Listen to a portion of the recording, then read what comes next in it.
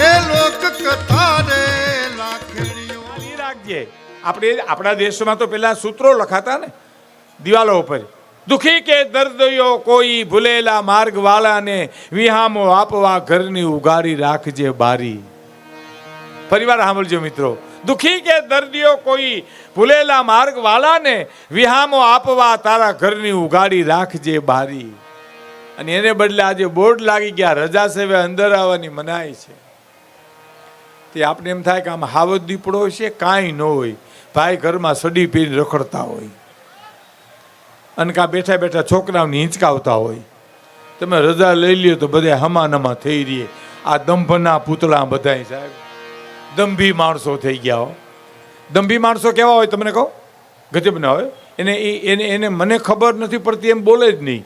આપણે એની પાસે વાર્તા કરીને કે આ વાર્તા તમે સાંભળી તો કે કઈ બોલો જી. આપણે કંઈક ગામડું હતું, એમાં એક ડોશી રહેતા, એને 4 દીકરા હતા. સાંભળી તો કે ના, હજી આગળ કરો હતા, આગળ કરો તો ખબર પડે. આપણે કે 4 દીકરામાં 2 દીકરાના લગ્ન થયા, 2ના નહોતા થતા. ડોશીમાં એની ચિંતામાં હતા. હવે સાંભળી તો કે ના હજી કરો તો આગળ પછી ખબર પડે. આપણે વાર્તા પૂરી કરી હતી કે આ તો સાંભળી હતી. આ દંભી માણસો કહેવાય સાહેબ. બેહદ ડંફાસ કરી લાંબી બંદૂકે મારા ભડકી ગયા ભોરુડા હરડા કવિ દાદની કવિતા છે સાહેબ. હાઉકલી કરી મારી માને બીવરાવતો ને ખોટે ખોટો સંતાતો, આજ ભીતરથી એવો સંતાણો છું કે દુનિયાને નથી દેખાતો. ઠાકર મંદિરની જાલને માવ નહીં તોય હું ઉગાડવા જાતો, આજ એવડો મોટો બની ગયો છું કે મંદિરમાં નથી હમાતો. અને બેહદ ડંફાસ કરી લાંબી બંદૂકે મારા ભડકી ગયા ભોરુડા હરડા. મુંબઈમાં કાર્યક્રમ હતો અને સ્ટેજ ઉપર અમે બધા બેઠા હતા કલાકારો. એમાં એક ભાઈ આવ્યા, વાલકેશ્વરના રહેવાસી હતા, બનેલી હકીકત, અને અબજો કરોડોપતિ હતા. એટલે કે મને બહુ મજા આવી. લોક સાહિત્ય હું બહુ સાંભળું છું, મેઘાણીભાઈને બહુ વાંચું છું, એના ગીતોય મને બહુ ગમે છે. તમારા ડાયરામાં અમને કે, અને હું સાબુદ્દીનભાઈને અમે બધા બેઠા હતા અને બહુ મજા આવી, ખૂબ મજા આવી. અને હવે પાછા ફરીવાર આવો ત્યારે મેઘાણીભાઈને લેતા આવજો. બોલો, અમને કે મેઘાણીભાઈ લેતા આવજો. એટલે મેં કીધું અમારાથી ન આવે, ત્યાં તો તમારે જવું પડે, અમને તો ઓળખે એટલે અમારાથી ન આવે. અરમાન જિંદગીના પૂરા થાય તો ઘણું છે, અને 2-4 કામ સારા થાય તો ઘણું છે. સાંભળજો ભાઈ મિત્રો ફરીવાર, અરમાન જિંદગીના પૂરા થાય તો ઘણું છે, 2-4 કામ સારા થાય તો ઘણું છે. વિસલ આવે મિત્રો, વિસલ આવે બોલીએ એટલે. અરમાન જિંદગીના પૂરા થાય તો ઘણું છે, 2-4 કામ સારા થાય તો ઘણું છે. મુશ્કેલ જિંદગાની એની તો મજા છે, પણ જીગરથી જામ એનો જીરવાય તો ઘણું છે. અને લવલેસ મોતનો ડર કવિ કે મુજને નહીં સતાવે, પણ ક્યાંક મહેફિલમાં ખોટ મારી વર્તાય તો ઘણું છે. વધુ નથી અબળખો બાકી હવે જીવનમાં, પણ ઇજ્જતનું કફન ઓઢીને મરાય તો ઘણું છે. અરમાન જિંદગીના પૂરા થાય તો ઘણું છે, 2-4 કામ સારા થાય તો ઘણું છે. થોડું વોલ્યુમ આપો ને.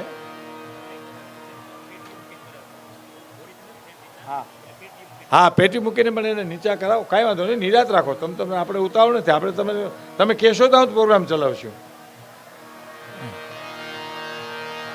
મુશ્કેલ જિંદગાની એની તો મજા છે. હવે આ વાત સાંભળજો સાહેબ, બહુ ઝીણી વાત છે. દુઃખની મજા સુખ છે અને સુખની મજા દુઃખ છે. દાખલા તરીકે તમારે અહીં વેરાવળથી સોમનાથથી તમારે રાજકોટ જવું, તમે બસમાં બેહો અને તમને જગ્યા ન મળે અને ઊભા રહ્યો.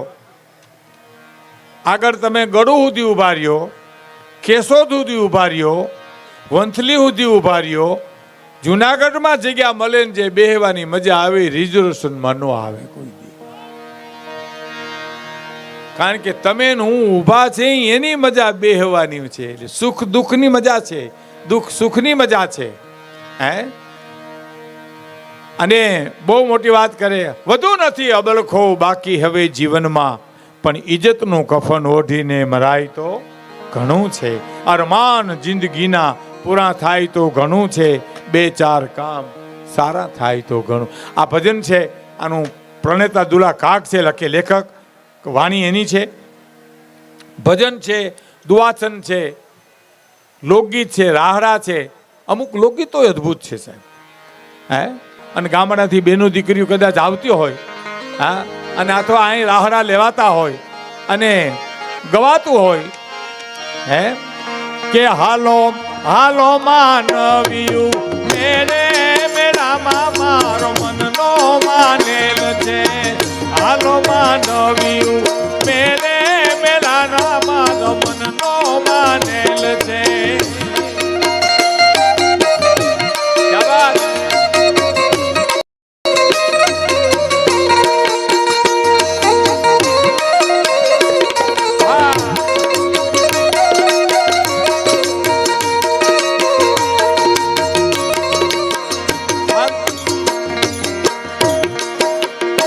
હાલો હાલો સોમનાથ ને મેરે મેળામાં મારો મનનો માનેલ છે, હાલો માનવ્યું મેરે મેળામાં મારો મનનો માન. આ બહુ જૂનું ગીત દુલા કાગનું લખેલું, પણ આને અર્થ હજી કોઈ સમજ્યું નથી સાહેબ. મારો મનનો માનેલ છે એટલે શું ઈ કોઈ બાઈ કોઈના પ્રેમમાં પડી? ના, એવું નથી. સાંભળો હવે કે ઈરે મેલામાં એક ઘોડલા ઘુમાવતો, ઈરે મેલામાં એક ઘોડલા ઘુમાવતો, ઘોડલા ડાબલે મારા મનડા, ઓવારું મારા તનડા ની જોવું, મનખડાનો મેળો હાલો હાલો માનવ્યું મેરે મેલામાં મારો મનનો માનેલ છે, હાલો માનવ્યું મેરે મેલામાં મારો મનનો માનેલ છે.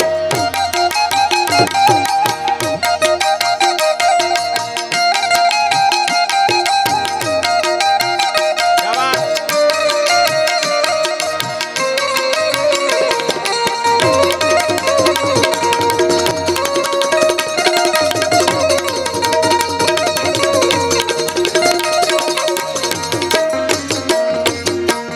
ઈરે મેળામાં એક પાવાના સુર છે, પાવાના સુર, હે, પાવાના સુર બહુ મીઠા, ઓરે રે દીઠા, મનકડાનો મેળો. પાવાના સુર લાગ મીઠા, વરહ દીએ દીઠા, મનકડાનો મેળો. હાલો હાલો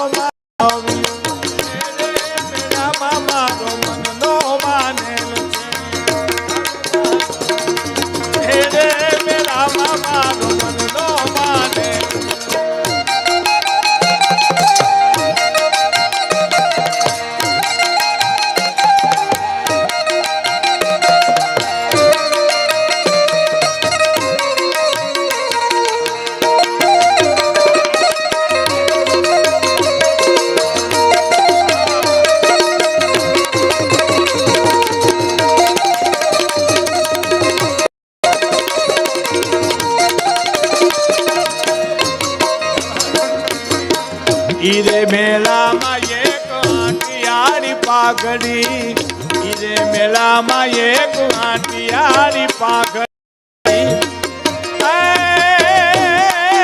પાઘડીના આંટે મારા મનડા, ઓવારું મારા દલડા ની જોવું, મનખડાનો મેળો હાલો હાલો માનવ્યું મેરે મેળામાં મારો મનનો માનેલ, હાલો માનવ્યું મેરે મેળામાં મારો.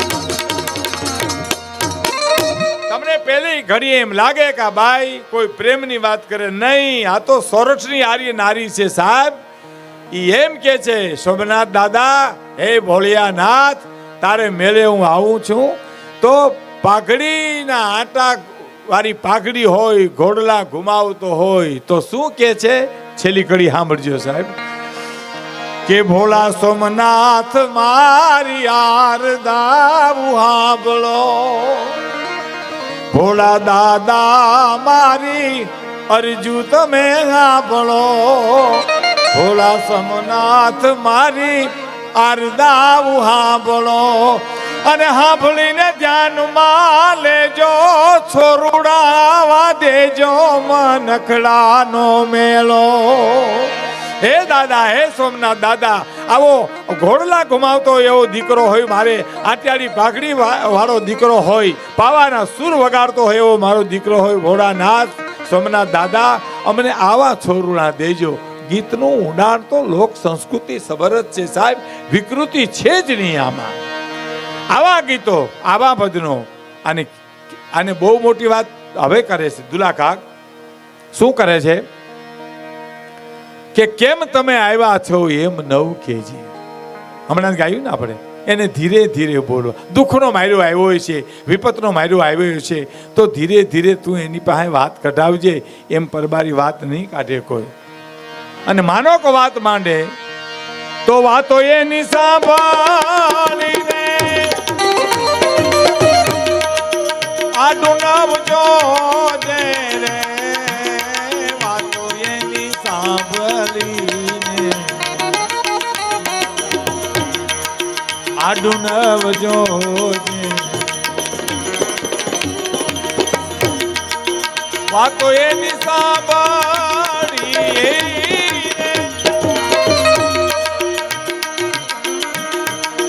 આડું નવજો દે રે. પણ ધીરે રે એ ધીરે તું બોલવા દેજે રે. આવકારો મીઠો આપજે રે. એ જે આવકારો મીઠો આ